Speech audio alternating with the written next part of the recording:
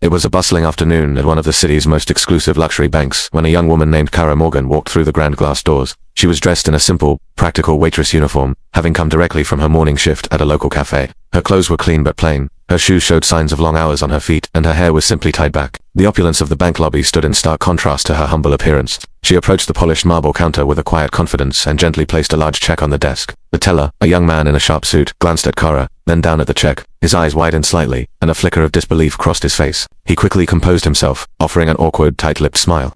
"I'm sorry, ma'am," he said, his voice polite but strained, "but a deposit of this amount requires manager approval. It's just our standard procedure." The branch manager, a stern-looking man in his late 40s, was summoned.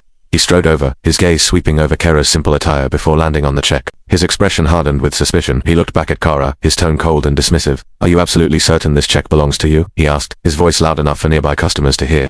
A murmur rippled through the lobby. People in designer suits and expensive jewelry turned to stare, their expressions ranging from curiosity to outright disdain. The air grew thick with unspoken judgment. Cara, however, remained completely calm, her posture unwavering.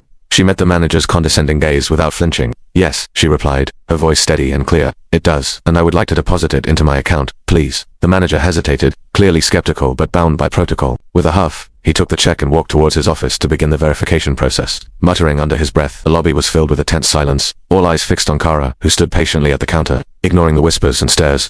Just at that moment, the heavy main door swung open again.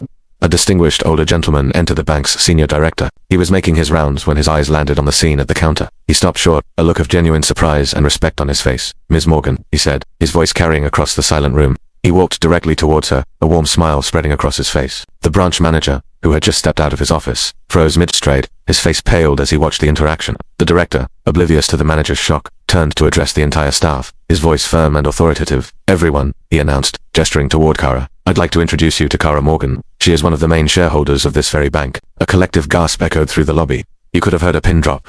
The teller looked like he wanted the marble floor to swallow him whole. The manager stood frozen, his mouth agape. The judgmental whispers from the other customers instantly ceased, replaced by looks of astonishment and embarrassment. Cara didn't raise her voice.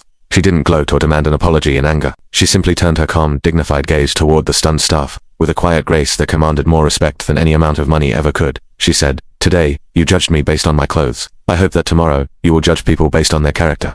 Immediately, the manager and teller rushed forward, stammering apologies, their faces flushed with shame. The senior director assured Cara that the bank's customer service policies would be thoroughly reviewed and retrained to prevent such a thing from ever happening again.